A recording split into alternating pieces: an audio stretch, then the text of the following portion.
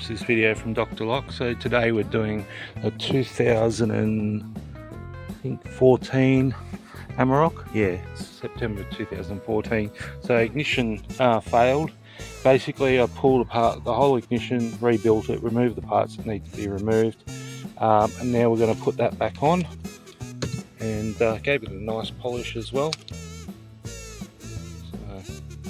Alright, I'll get into it. Let's see if it starts. So we've got the steering wheel on.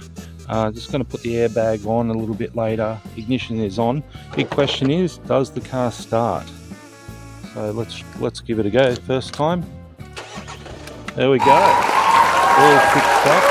So these are the different ignitions. So we'll just try that again. So I've removed all the parts that don't need to be in the ignition, and now the car will start. There we go. So if you need a repair done on your Amarok, 0413 120 444.